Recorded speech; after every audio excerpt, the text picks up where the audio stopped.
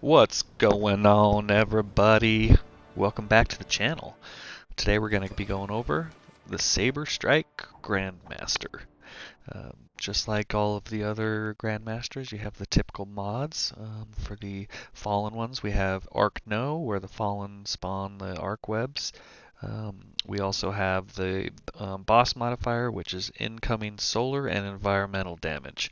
So anything solar is going to hit pretty hard, and of course the arc in the boss room will hit pretty hard as well. Um, but still going to be sticking with that arc chest piece for the arc resist because there is so much. Now let's go over the build itself. I'll be rocking the Shadebinder Warlock. My aspects are Ice Flare Bolts and Bleak Watcher. My fragments are going to be the Whisper of Durance, the Whisper of Hedrons, and then I'll be going with the Whisper of Torment. I went with these aspects to give me that bump in damage and also try and keep my grenade up as much as possible since I won't be rocking the Eye of Another World. We'll be rocking the Aeons. Weapons, I'm using a kinetic Vorpal Succession. I'm going to be using the Monarch for ad clear and for those overloads, and a tracking Vorpal Sleepless. This is a great rocket launcher. If you haven't landed one yet, get in there and do that Shattered Throne. Now this is going to be a charged with light build. Of course, we're going to have taking charge. On our Aeon Souls, I'm going to be rocking the Overload Bow, the Anti-Barrier Sniper, and then we're going to be rocking Extra Reserves. This one is a great one to pair with the Monarch. While charged with light, defeating combatant with void damage grants a chance to drop special ammo. Ammo economy is always a problem in GMs, and this helps you bypass that. I'm also rocking Sect of Insight. This is when I do a finisher on an elite, I'll generate special ammo, and a finisher on a boss or a mini boss generates heavy ammo for your fire team. Just keeping your team really stocked. This is a really big support role with this build, and I found that it works out really well and is pretty strong.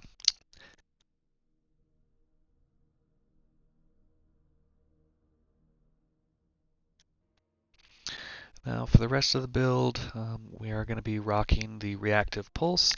That'll help when I'm doing finishers, as I will get that powerful overshield while performing a finisher. And if we do get rushed up upon and I'm charged with light, it does blast the enemies with that arc and damage, which is nice.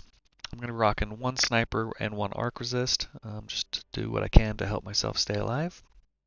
I'm going to be rocking Charged Up. It allows for an additional stack of charged with light. And on my class item, I'll be rocking Protective Light, Sundering Glare, and of course I'll be also rocking the Resonance Siphon. Again, looking to keep those abilities up is really the premise of this whole build. Now my teammates are going to be rocking an Ursa Titan with a TQ's Divination, another sniper, and a rocket launcher. And then we're going to have a Well Warlock with an additional Monarch, a Scout Rifle, and a rocket launcher. It's nice having at least one Scout just to help keep those barriers down in case you do come across that problem where you don't have any ammo. Now for this first section, we just kind of play hopscotch. You'll see I'll start it off, I'll get a turret on the field, and then we go to the back of the map. First thing we're going to do is always take down the turrets. They're problematic. And then we can push up and deal with the ads. You can see that the turret does a lot of work for you, keeping those ads manageable and in one area. And as you get your grenade back up, you just keep spraying them onto the field and keeping it going. Now, if you don't quite have it, wait for it to charge, and then the next round of ads spawn in about 15 seconds. So you can really get to know the timing of when you're on the circle, when you need to get off. Once you see the next round of Marauders and stuff go on, really try and get off that circle so you don't get the next round of ships in. I like to get a rocket launcher off, get as many of those Marauders down as we can. Again, anything with solar damage is going to be extremely, extremely hard hitting.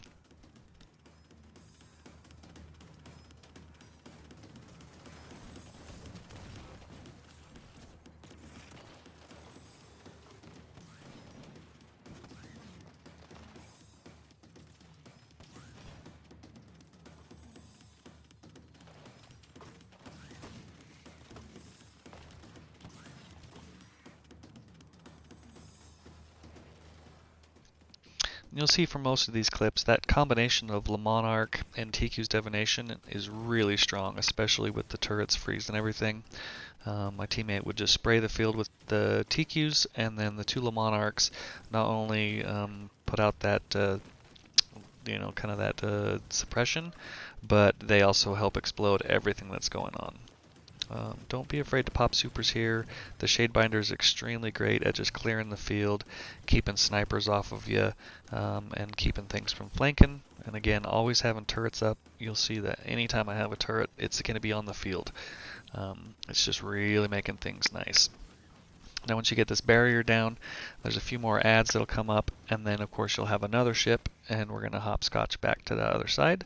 Take care of that. With this one, you're going to have another Overload Champion, some more Marauders, whatnot. Just keep those turrets on the field, and again, don't be afraid to use a rocket or whatnot, because we can always finish for that additional heavy ammo. I did find that with the extra reserves, I never had a problem keeping sniper up. In fact, my sniper was full the entire GM here. So really nice perk, one that's slept on. I don't think a lot of people use it, but paired with the Le Monarch, you're just producing a ton of special.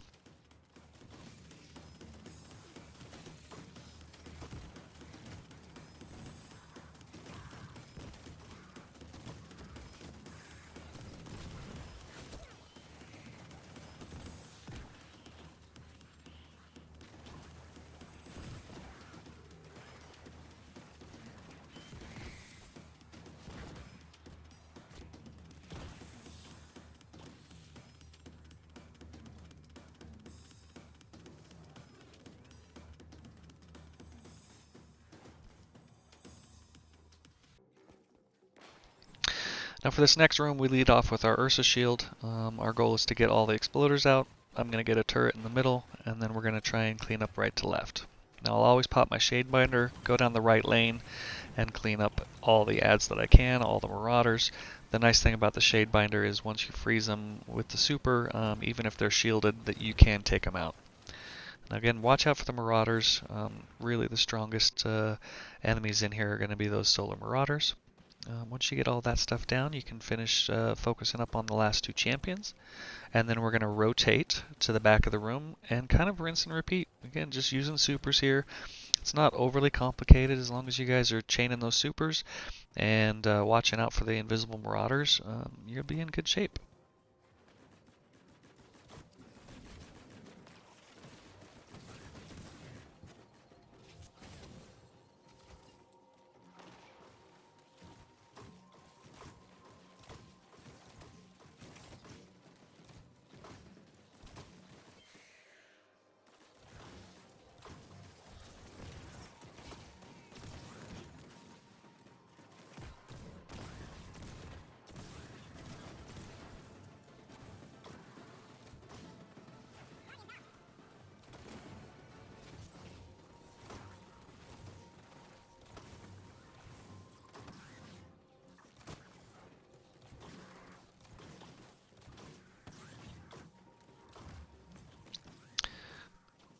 Now, don't forget with those Aeons, you want to get those finishers off.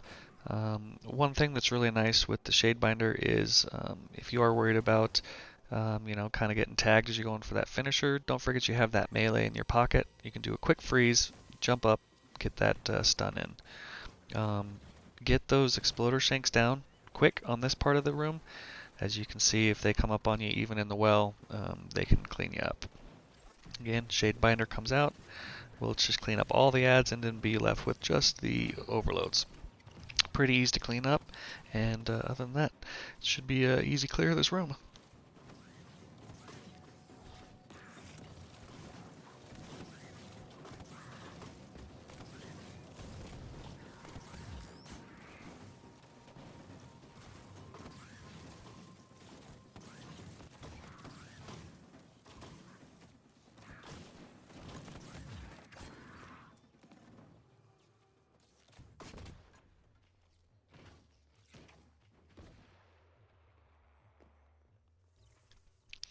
Now this part can be quite aggressively hard just because of the lightning is a one hit if you get hit with that.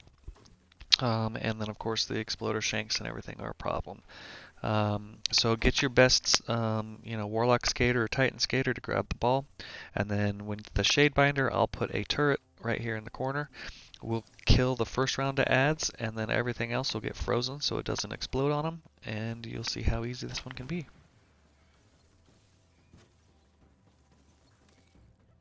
Everything will disappear, and you've got this room cleared. Now for this next room, we'll clean up the ads immediately in front of us, and then we'll lead off with a shield again. Clean up whatever ads we can see in front of us. Then we'll pop a well right behind when the Ursa shield's almost over. And then I'll clean up with the Shadebinder, just to clean things up, keep us nice and cozy over here in the back. I'll try and get a turret behind everything that spawns, so that it does not block in shots. And then it's just easy cleanup from here. Just take out the champions one at a time. If one does rush up on you, don't be afraid to pop that Ursa shield. But you'll find that it's going to be, again, another pretty easy clear with this setup. Keep those turrets in there, and they'll keep everything from, respawning and shielding and blocking each other. And then you get to move on to the next room, which is pretty easy. In the next room, I'll lead off with that Shadebinder. We'll go after the barrier side, and then we'll chain our supers on the left and get all the overloads down. But overall, pretty manageable, and I hope that you guys really enjoy the video. And for the boss room, you'll see what we do. There's a lot of methods with the boss room right now. But we like to do staying in the back right where you come in, and then when he does pop into the turret mode, make sure you move to the left because the exploders will spawn behind you. But other than that, I hope you like my content. Please give me a subscribe if you enjoy, and look forward to making some more content here in the future. Enjoy the rest of the clips.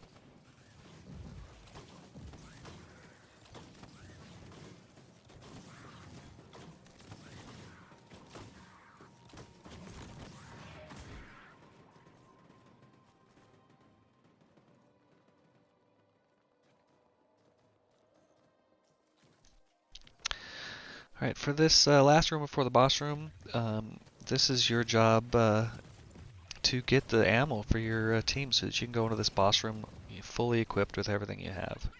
So, make sure that you're trying to finish as many as you can. If you can finish some of the yellow bars, finish those two for the special ammo, but making sure that your heavy is completely full. We'll try and finish off everything we can in this particular room. So you've got one barrier there, and you've got 3 overloads to really kind of play around with over there. One nice thing about the finisher is you don't necessarily have to be all up on them. You'll see here, once we get one pretty close, I'll just go around and just finish them through the little wall, staying safe. And that really helps you, get those finishers off, get your ammo, and kind of roll with it.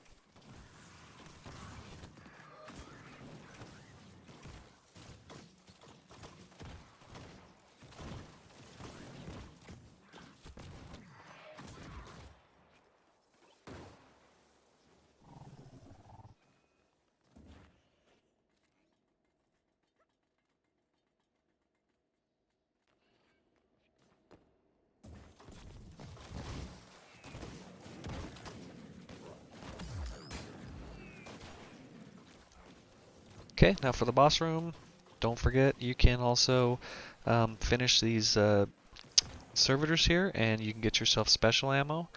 I like to get a turret down. That keeps the boss from just kind of rushing up on you.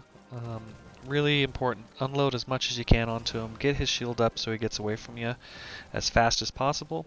And then you can start the next phase and get the first barrier down. After the next barrier, you want to get the boss the same thing. Get his shield up as fast as possible. You want to get rid of that sniper. It is a one-tap and is not very forgiving. Make sure you're utilizing your supers whenever you need to.